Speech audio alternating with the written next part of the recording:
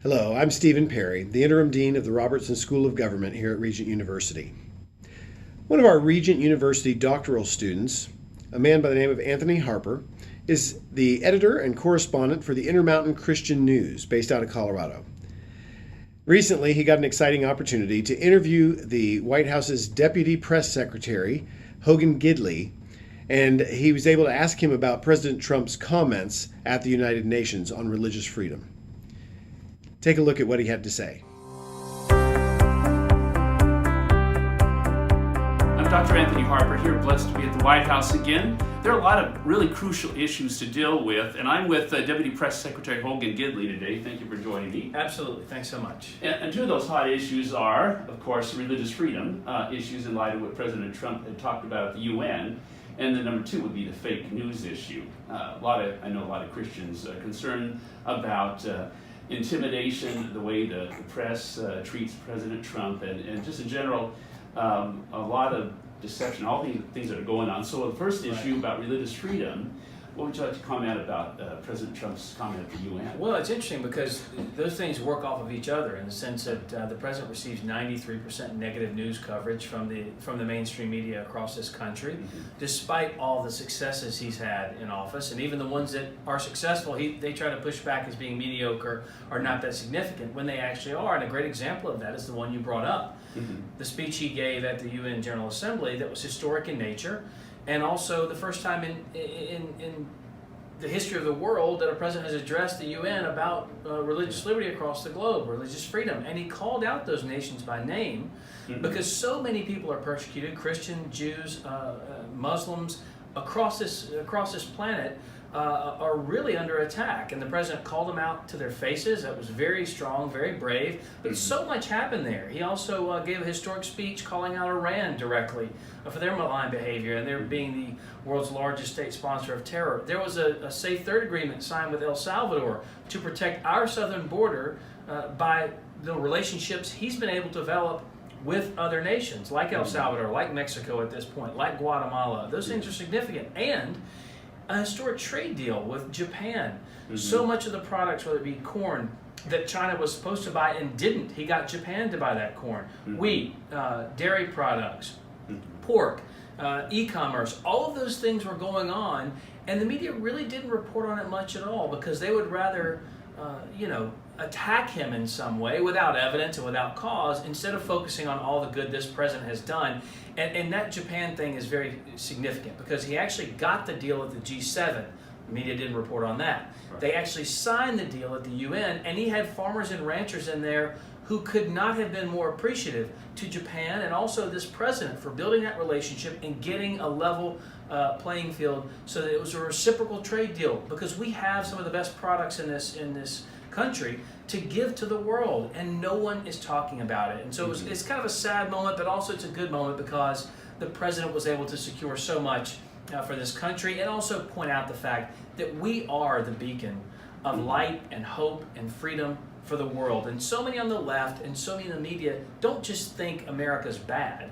They think that we're the cause of so much strife and pestilence across this planet, and we are not. Yeah, it's so amazing, as far as the presence of, persecution around, so especially focused on Jews and Christians that seem to get the brunt of the attacks, and including not only when they're alive, but of course desecrating their cemeteries. So I mentioned about that, but overall, it's a really serious concern. The founding fathers are really concerned about religious freedom. Sure, but look, whether it's the Golan Heights or actually moving the embassy to Jerusalem, things that politicians promised forever and didn't do, this president actually comes in and does it. He has a special connection with the Jewish people. Polling shows he's really well thought of amongst the Jewish people, and that's a good thing. But he's doing it not just for them or not for politics because it's the right thing to do. He's standing up and protecting Israel. He's calling out a lot of the people who attack the Jewish people, whether it be Iran or others. And so this is one of those instances where the president is really standing up for what's right here, and I wish he would get more credit for it. Yeah, absolutely. It's really, really disturbing for a lot of Jews and Christians around the world about this issue, and so hopefully the desecration of the Jewish cemeteries or other cemeteries will stop. But those things need to be highlighted more. It's very difficult because people know them who are paying attention to the issue, but so much of the world doesn't get to see that. So I think it's important that we use the bully pulpit of the presidency to draw attention to the fact that so many are being persecuted in life and in death, as you just pointed out. I just came from Vilnius, Lithuania, where that Jewish cemetery desecration is happening. So alarming. But the second issue is fake news. I know that you and President Trump and everyone here are very familiar with that issue. Sure. And you probably have read Mark Levin's book, Unfreedom of the Press, which I read as well, in addition to Jim Acosta's book as well.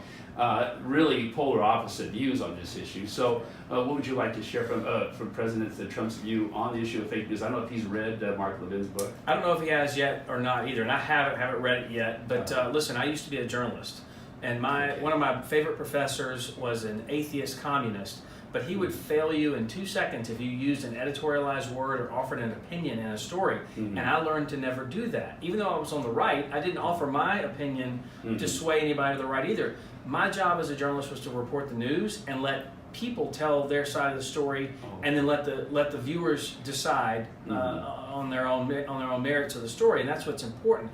Today, what you have so often, go look at the Twitter feed. Go look up who out here is in the press corps. Look up their Twitter feeds and look at the snarky comments. Look at the editorializing. Look at the opinions. It's not news anymore, and that's what's so troubling.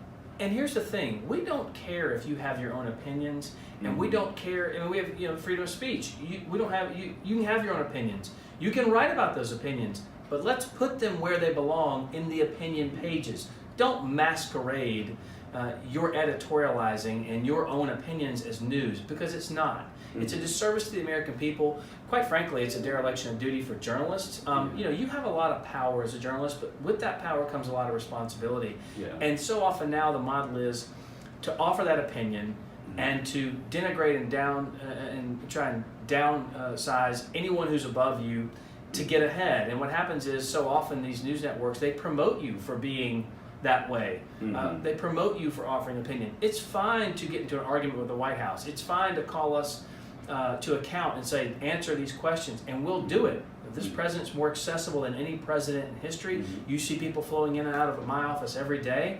We do this on a daily basis. We're happy to give them information. But once we give you the information, it's your job to just report what we said, not to offer your own opinion on it. But that happens all too often, and that's what's so sad. To follow up on this issue about fake news, I'm with Deputy Press Secretary Hogan Gidley here, and as I said here in closing, it's very alarming what is going on. I've witnessed a lot of tension here in the White House, and most recently last Friday with the attack on President Trump through Kellyanne Conway. Sure. So as for Christians and Jewish people that we're connected with, they're very disturbed by this prevalence of fake news, a lot of lies and deceptions. And it's not easy for me and some other media here, people to witness this and all this. So what would be your final comments about that? Well, look, it happens, and it's sad. It's kind of the reality, because the business model appears to be now that if you can be that combative and you can tell fake stories and you don't have to have good sourcing, but as long as you're attacking this president, you continue to move up the ranks. And it's fine to write tough stories. It's fine to have the White House comment, but when you just make things up and then you offer your opinion on top of that, it's extremely problematic. Listen, just report the news, and then the people will see everything that we're doing that's good out there. They'll get to make their own minds up. You see the combative nature of the gaggles out here on the North Lawn, whether it's myself or Kellyanne. It can be very problematic, but the fact is we're going to keep fighting for Christians and Jews and Muslims across this planet to make sure that they can see that we care about their future, and as you mentioned with the desecration of the cemetery, both in life and in death. And that's what we're here to do, and we're going to keep doing that, led by the president. He wants to, the safety and security of this country, but also U.S. citizens across the globe and our partners and allies. He will stand up for them at any cost. He's been very clear he doesn't want war, but he also reserves the right to protect our people any way he can, in any way necessary. Yeah, and I've been in Israel recently in issues about the Christian media there, with the Prime Minister honoring the Christian media every year. And so there's a big disparity between the Christian media type of questions and mainstream media questions. And So it's very challenging times, and there are many Christians and some Jewish people that would want for me to tell you hello and how much they appreciate you Good. and President Trump. Well, we appreciate them. Thank you so much. Thank you.